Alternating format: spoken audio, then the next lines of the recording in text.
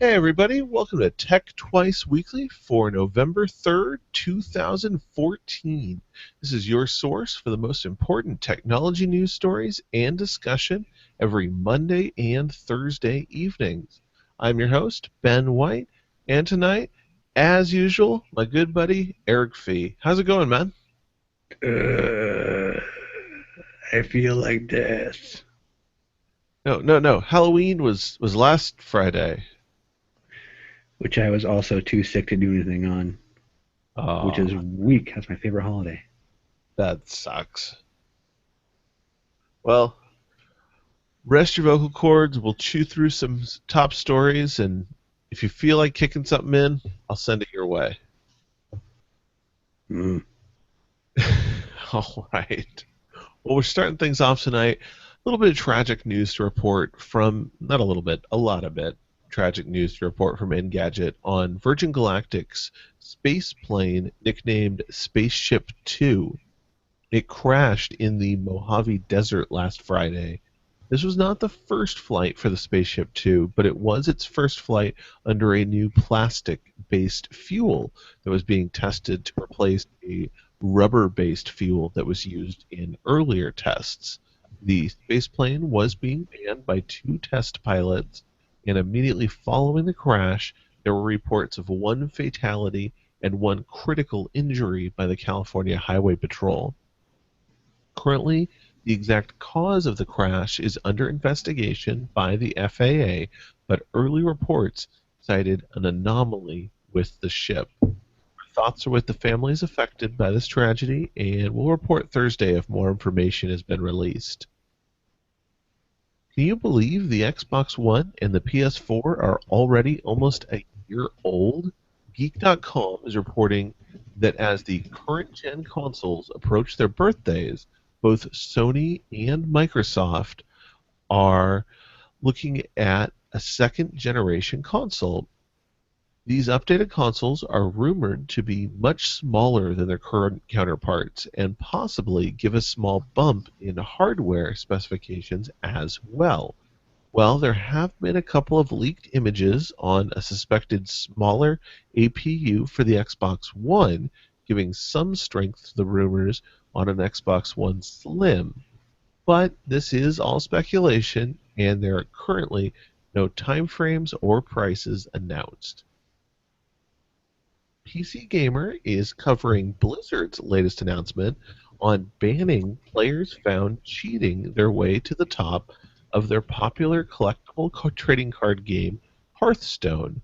Last week, they issued a statement that they had banned several thousand accounts for botting from the game for 2 months. Then they also said that all future botting bans would be permanent going forward.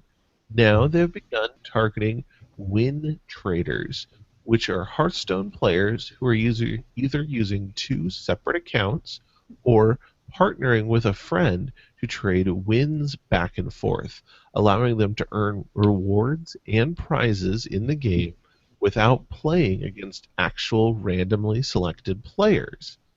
This playstyle is a violation of the game's terms of use, and due to this, players caught participating in the activity will now be subject to permanent bans from the game as well. Prime Minister Viktor Orban of Hungary previously had been pushing for implementing a tax for regional internet service providers based on the volume of internet traffic they process. GigaOM is reporting on news that the Prime Minister has now announced that he is suspending plans to introduce the new tax. While not dismissing the idea entirely, he has declared his intent to hold a national consultation on the matter, allowing the country's citizens to give their opinion on the tax. So, while it sounds like this may be far from over, for now the tax is on hold. What do you think about something like this, Eric? I mean, a tax on internet by usage. We tax gas. Why not tax internet? That does seem to be the thinking that the prime minister had. It's a measurable service, and it's something we could make a profit on for the government. What could go wrong? What could go wrong? And not only that, but seeing as how data traffic is not really a commodity in the same sense, simply because with proper infrastructure, the amount of data that can travel over the wire is substantial. I think that it's ridiculous. There's a limited number of bits out there. Yes, one and zero. No, but really, I think that it's ridiculous. Trying to make someone, trying to attack someone, the sharing of information is like trying to attack someone how much they talk. And I think not only is it foolish from a governmental standpoint, but also morally wrong. Yeah, I'm inclined to agree, and I'm really glad to see that the approach the prime minister has taken to this is getting citizen input. I know historically, especially in the U.S., elected officials, and I know prime minister isn't exactly elected, but that's beside the point. But elected officials tend to be less technical. They tend to be older and they tend to be less familiar with technology. And well, at this point, I'm having a harder and harder time justifying someone not understanding the very basics of how the internet works. It's been around a while now. I think it's the best thing is if you don't understand it yourself, if you don't see why your citizens are upset, ask them. I think that's a very respectable solution to your country all of a sudden becoming very upset over a problem. And I think if more Series of tubes. right, if more people would just take the time to get honest information, genuine information from people who know what they're talking about before making political decisions, things things would be different. I'm not going to say better. I'm not going to say worse, but they would definitely be different. I don't know. I don't know that he didn't get. I don't know that this prime minister did not get input from someone who does understand. Maybe they just think that yeah, exploiting poor people because they want to use the internet because they don't have enough money to go out and drink or buy awesome stuff. So they sit at home and use the meager internet that they have access to on their meager hardware that they have access to. We should totally tax them. I don't know. I mean, people in positions like that literally try to. Taxes can be very beneficial, and they're usually important to economies and governments because that's how governments have money, is to provide services, but then also tax people for certain other services. But the idea that you should just tax someone and try and uh, extract as much money as possible is ridiculous. Case in point, I read last year about some local Oregon officials tossing around the idea of putting an extra tax onto hybrids because they spend less money on gas, thus they give less gas taxes to the state. That's stupid. That's not trying to get taxes for, that's not accruing taxes through means which makes sense. That's not sharing the burden of what it costs to run a society. That's exploitation, and that's wrong. And by exploiting people for using the internet based on the amount that they use it is also, in my opinion, wrong. You should people already are used to, and we've already come to terms with the idea of when we purchase a connection to the global internet, we are buying a pipe of a certain size that we can put our data through and receive data through at a specific rate. Now, I'm not going to talk about that ideology, but that's pretty much standard. And we have learned to live with it. That has become part of our global society. Is that when you buy access to the internet, you're getting a tube, and you can send things through it as long as they're not too big, and you will eventually get something back. But the idea of doing that and then saying that based on how much information you feed in and out, you then have to pay extra. That is, in my opinion, morally wrong, and goes to show that regardless of their capability to make a sound decision, they clearly do not have the capability to make a moral decision. Now, whether this prime minister had the foresight to speak with someone who has more technical knowledge or not, there's no guarantee that this technically savvy individual had any better uh, moral fiber, or that his opinion was even heated to begin with. Their opinion, excuse me, was heated to begin with. Um, the idea of delegating decisions like these to people in their sphere of understanding is important. But regardless, even talking about this shows this guy's a jerk, in my opinion. I think that sums it up quite well. So moving on, I can't think of anything better to add to that story. I think you've hit all the points that are necessary.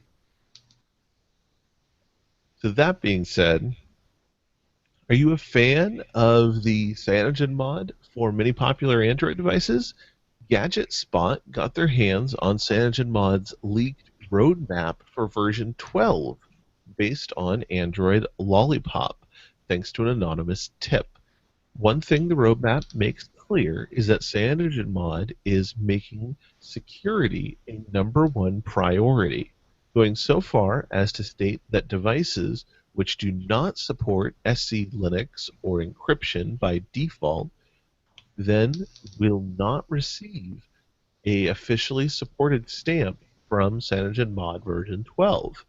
The roadmap also showed that CyanogenMod team remains committed to their OnePlus series of phones and will be aiming to release an update to CyanogenMod 12, or releasing the update to CyanogenMod 12 within 90 days of Android Lollipop being released publicly. The third big topic covered on the roadmap was backups, which, due to the encryption being on by default, are no longer going to be stored on the device. Current backup tools such as Clockwork Mod or Team Win Recovery Project require devices to be unencrypted at boot to properly function and provide backups. As such, CyanogenMod 12 is aiming to move backups into the cloud. Now, I know we both are Nexus 5 users, Eric. What do you think about this move for CyanogenMod 12 coming down the pipe? Well, it sounds pretty in line with what they've always been doing. So I'm glad that they're doing what they do. I guess. I just wanted to make a note. The last sentence in your headline was confusing to me. Will reiterate. It says current backup tools such as Clockwork Mod or Team Win Recovery Project require devices to be unencrypted at boot to function, and as such, CM12 is aiming at moving backups to the cloud. Now, I have Team Win installed on my phone, although I do have the stock uh, uh, operating system package. I haven't. I did root my phone, and in doing so, installed Team Win. Now, Team Win appears to function effectively the same as the stock bootloader, where when it's booting up, it asks me for my password. When I input it, it then boots, and then of course I need to use my password to sign into my phone. I don't know what difference. I don't know why there's a difference with Team Win Recovery Project or Clockwork Mod or something, for example, versus moving it to the cloud. If if I need my password to unlock the phone to even boot or to get into the bootloader and access the phone, what's the difference?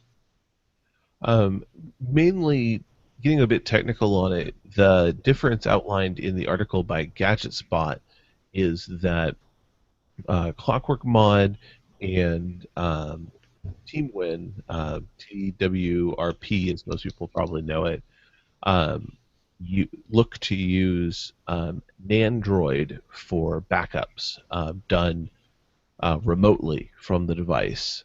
And at least according to CyanogenMod's roadmap, it looks like they are removing those in favor of ADB backups for remote backup solutions. And that's the part that's looking to be moved to the cloud is, for, at least, like I said, from GadgetSpot's parsing of CyanogenMod's roadmap, so third hand, they're looking to move those ADB backups to be done in the cloud somewhere. And CyanogenMod already has a cloud running to store preference data, and I think they can even do camera roll data through them. But but yeah, it looks like the roadmap they're aiming at moving those previously Android backups, now ADB backups, into their cloud storage as an option at any rate. Cool. Now, I will say I don't know enough to know if that's better or if that's worse or if that even offers a benefit, or if it's even necessary. I don't know enough to speak intelligently there, but that does appear what's to be on their roadmap from what GadgetSpot has shared.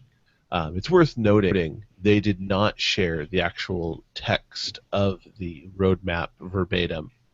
They've kept that information to themselves from their leaked document. Um,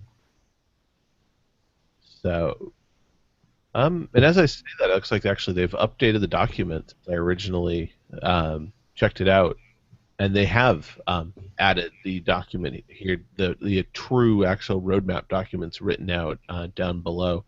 So if you're interested in the nitty gritty details, we'll have that link in the show notes if you want to grab the actual tech specs. If you're a developer or really into Android development.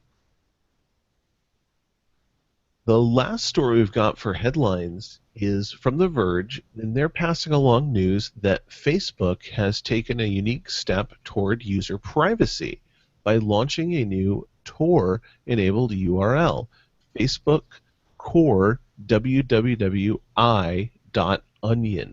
This new address allows users connecting through the Onion router, better known as Tor, to get to Facebook servers while maintaining end-to-end encryption.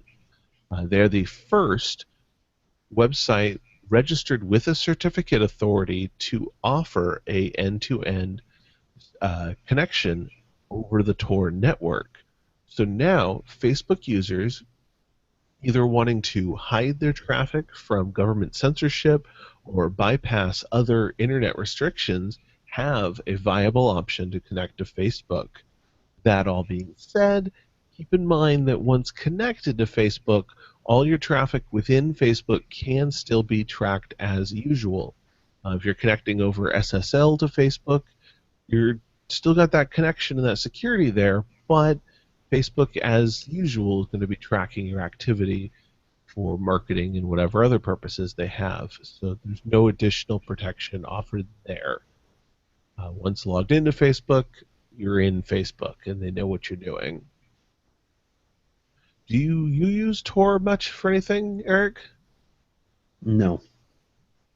Yeah, I'm not a big Tor guy myself either. I've dabbled here and there just to be educated in it, but I've never had a functioning situation where I've needed it. Well, Tor can be very slow depending. Also, it functions a lot of it. A lot of the function of it is through security through obscurity, which is uh, can be meaningless depending. And I also know that some large organizations, including the federal government, operate a large number of Tor nodes. And if you control enough Tor nodes, you can use heuristics to track data along the Tor network for anyone who goes through your exit points. Therefore, it's good for certain people in certain places in the world. It can be very valuable, but to me, it is not more valuable than SSL. Therefore, I just use SSL whenever possible. Yeah, I think for most people's purposes, especially within the U.S., SSL is going to give you all the security you need between you and the server. And if, for whatever reason, you truly need to mask your local connection from the remote server, probably a VPN solution is more appropriate than Tor in most instances. All right. Well, moving on, those are our top stories for this evening. I have one tech toy that I came across. I'm actually kind of on the fence on buying. Well, I say that, but the the price is a little steep for my blood. I would like to be on the fence to buy, I should say. And this device is the Cocoon. The Cocoon is a new security device that has started a Indiegogo campaign. And what makes the Cocoon different from current popular security cameras is that Cocoon is not only just offering your traditional webcam that you can view remotely, it also offers a microphone so you can hear what's going on inside your house or the room where you have the device. It has a motion sensor, which supposedly has some pet friendly logic so your dog or cat wandering through the room won't set it off, but it'll recognize a human entering the room. Offers, of course, the wide angle night vision HD camera, a siren built in so you can alert intruders or try and scare them off the property. Privacy light, letting people know the camera is on and recording. But the real selling point, what is supposed to be unique for the Cocoon here, is their sub sound detector. It's marketed as a powerful combination of sensors that detect activity in other rooms or on other floors. It focuses on detecting sounds below 20 hertz outside the range of human hearing.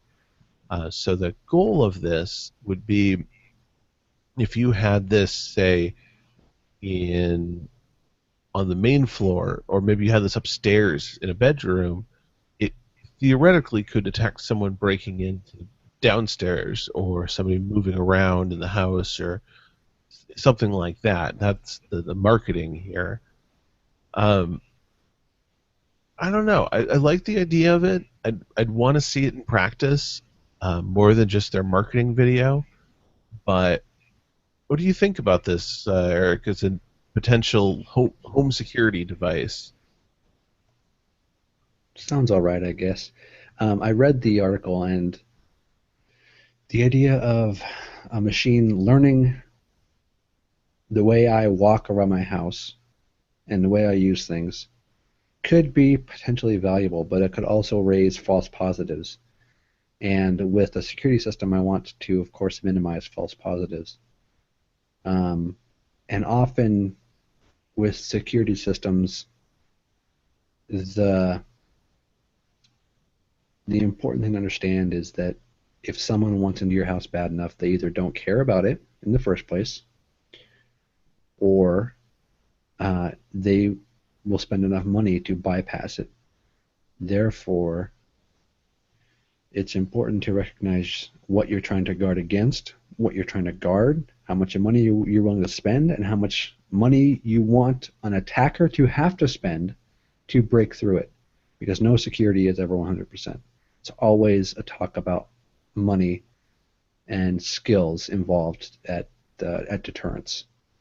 Therefore, uh, one of the best security you can have is just being conscious, having your windows either barred or reinforced, having your door and locks reinforced, and then using them religiously.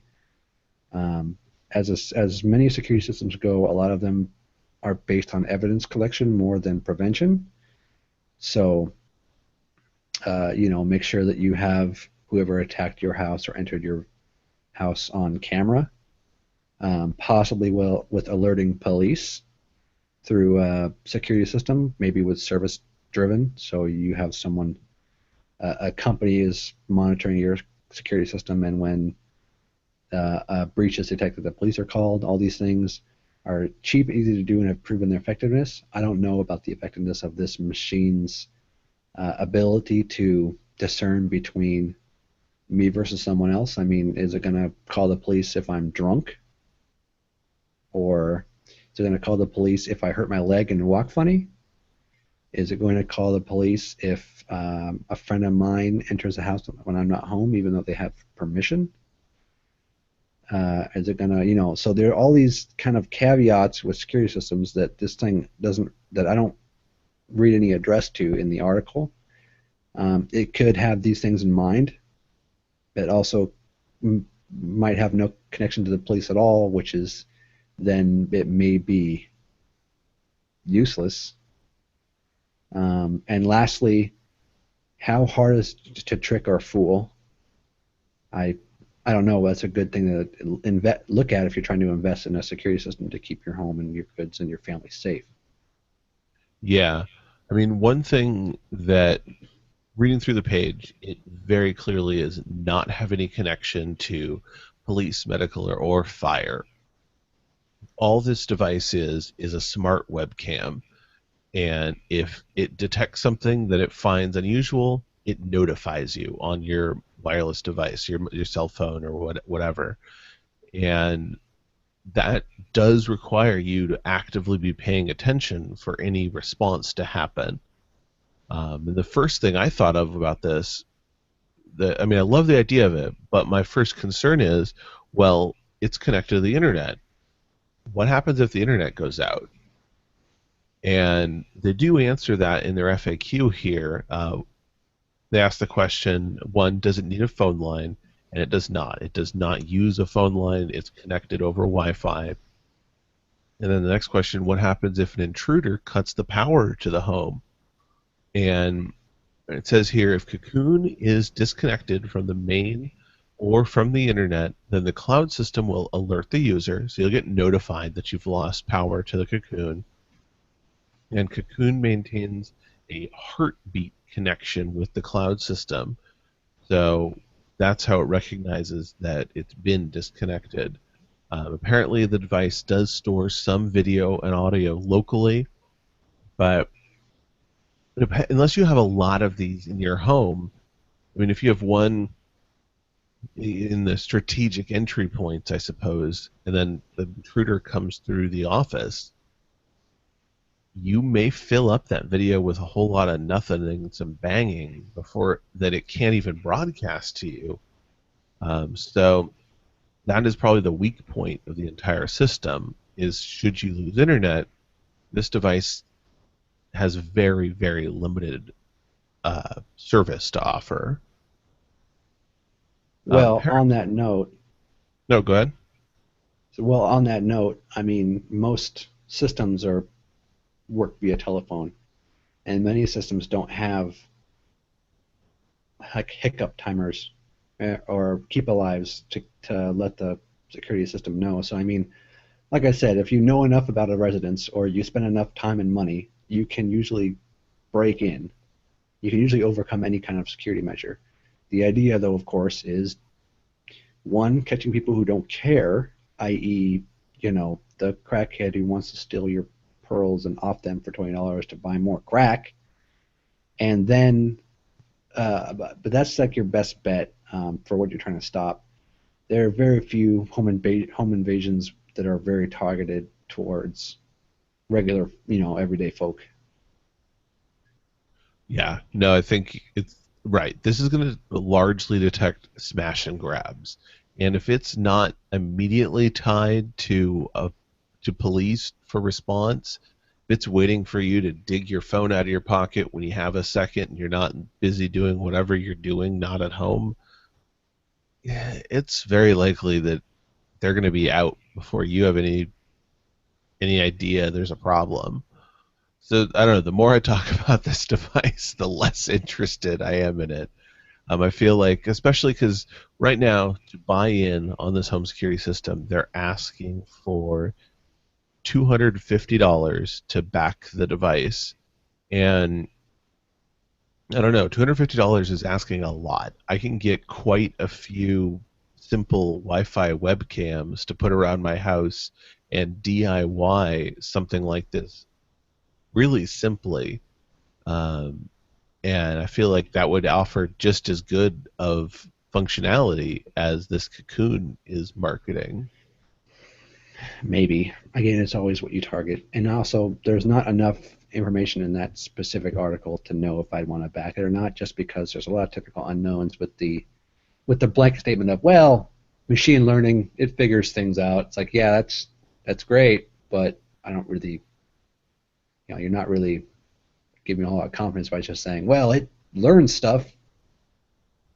Yeah, and they don't really expand on that on the Indiegogo campaign itself either. Pretty much they just say it's pet friendly, it tunes itself to your environment to avoid false alarms. You can trust it to know when to alert you.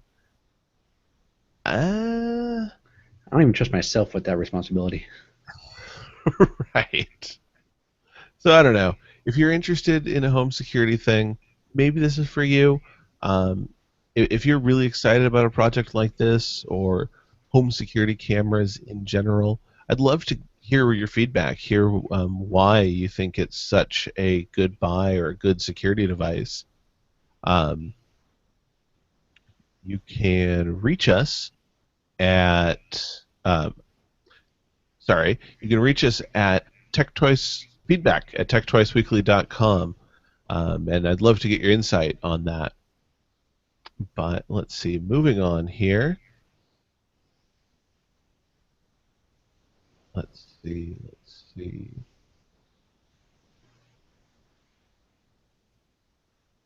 Where, I'm sorry, everybody, I lost my place. Oh, here we go. We're moving on to our discussion topics. In our discussion, kind of a little bit of a big story in a way, and I'm really curious to get your opinion on this one, Eric. Um, This came out last Friday on Halloween.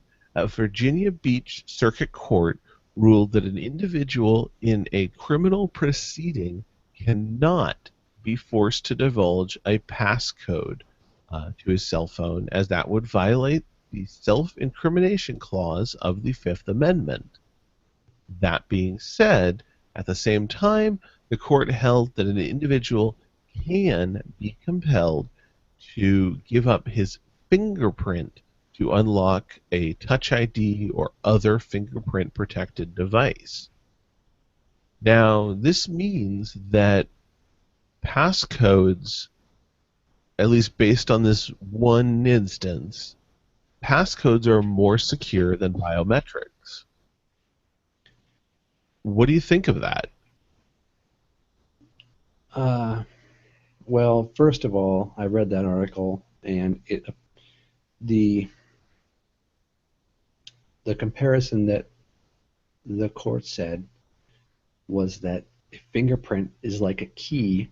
You do not have the ability to withhold the location or the knowledge of a key to a safe, but you do have the capability of withholding the privileged information of a combination to a combination lock. Because one is privileged knowledge, the other is physical evidence. Now, I don't know if I agree with that or disagree with that. I don't really have an opinion. Um, I will say though that a I remember an article, I think it was about 6 months or a year ago, of a man who was suspected of having a quantity of child pornography on his laptop. He was compelled to give the court his TrueCrypt password to unlock the laptop's hard disk. I can't remember the court in which that happened or the result of it, but I do remember that specifically. He was effectively forced to give up that privileged information. So I'm inclined to say that it's pretty much all BS. The Virginia court, I think they're on good enough reasoning, but I don't think it'll stand up with other certain jurisdictions or other certain uh, criminal proceedings, simply because depending on what you're being charged and what the court wants from you, they will twist your liberties into nothingness to get what they want. And if it's a big enough problem, then uh, then they'll twist you until you give them your password or your fingerprint or whatever it is. The idea that the idea that uh, law happens at a standard, there's a standard in which we all are adhered to and not above or below, is flawed. And the idea that a court can't get your password or your fingerprint if they really wanted it, or that a government organization couldn't get your fingerprint or password if they really wanted it, is bogus.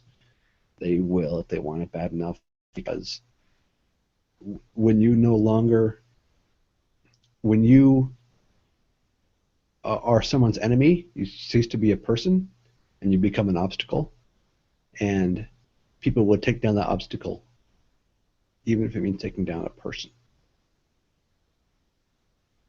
Well, and the other thing too is, and great thoughts there. I mean, I agree entirely. But the other part of this too, to me, is that this really reinforces two-factor authentication, because now, or perhaps even three-factor authentication if it's warranted in some cases, because then we're crossing the threshold from being simply something you know or something you have to being something you know, something you have, and something, I know it's not the official term, but something you generate, or you can get access to. It's not something that's be readily available, especially if you are good at securing that third factor, especially if it's a randomly generated number or something like that. It's randomly, but algorithmically generated number. Uh, that those extra layers of security could help secure whatever you feel the need to keep private. But I think at the end of the day, it comes down to exactly what you said. No matter what, if somebody wants something bad enough, they will get into it. Just like most security measures, they're really there to keep honest people honest and less to keep dishonest people out. Because if somebody wants to be dishonest and get into something they shouldn't have access to or aren't allowed to have access to, bad enough, they're going to do it. I mean, security is simply just roadblocks, and it's constantly a battle between, is the reward worth the effort required to get to it? And the bigger that reward, the more precious, private, important that information or it is, even physical goods, then the more effort has to go into making it more difficult to get access to. But I don't think there's ever going to be a perfect solution. There's never going to be the greatest security. I suppose, short of something intangible, you can't. I even hesitate to say you can't be forced to compel something that's in your head. I mean, torture's out there and those sort of things, and I mean it's dark, but it's true. If somebody wants something badly enough, you can only slow them down. You can't stop them. Any Mm-hmm. last any last thoughts on this topic? I think it's interesting that passwords are ruled to be more secure than Touch ID, but at the same time, I think when the comparison of looking at fingerprint as a key is used, it makes sense. It's not as surprising when you make that rational comparison.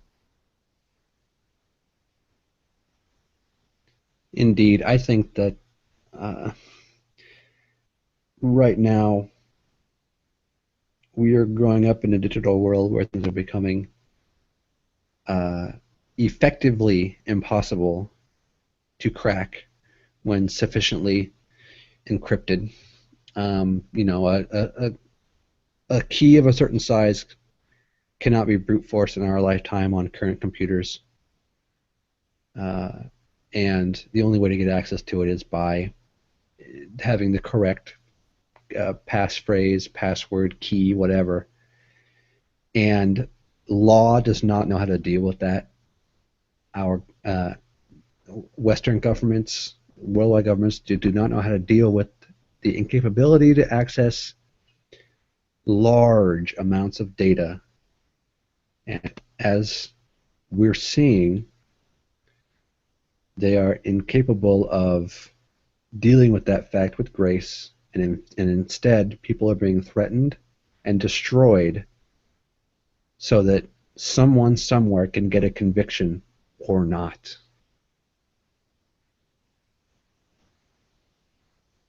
And I think, like most things, technology outpaces the law, and that's what it really comes down to every time here. Is technology is well ahead of where the law is for trying to regulate it. And for right now, at least, that doesn't seem to look like it's going to be changing anytime soon. All right. Well, appreciate that discussion, man. I know you're a little under the weather, so I appreciate you sticking it out with me. But I think that brings us to the end of tonight's show. Anything you want to share before we get out of here? I feel really sad that I missed Halloween. I did not even get to wear my Halloween costume. You should dress up and take a picture. We'll put it on the blog or tweet it out to all our adoring fans.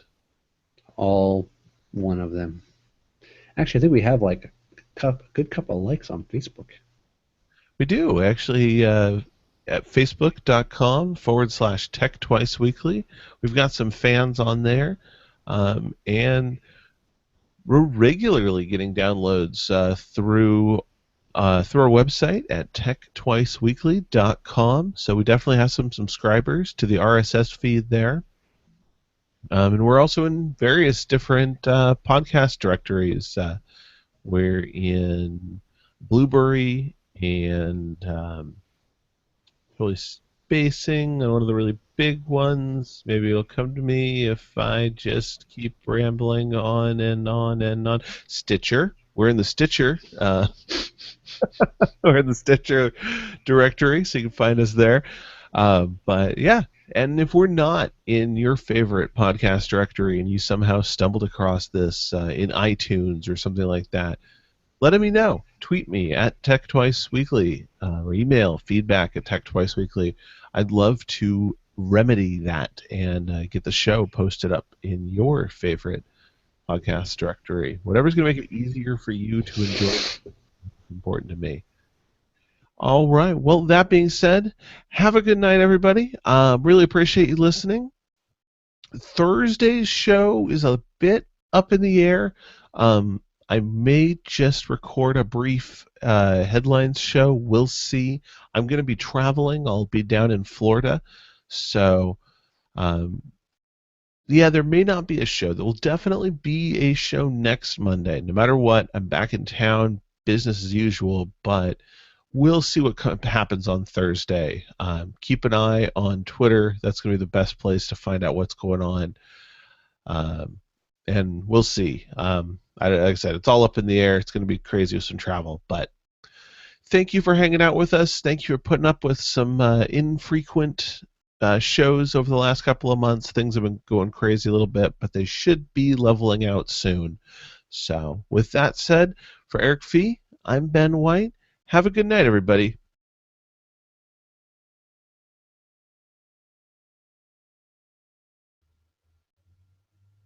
Maybe. There we go.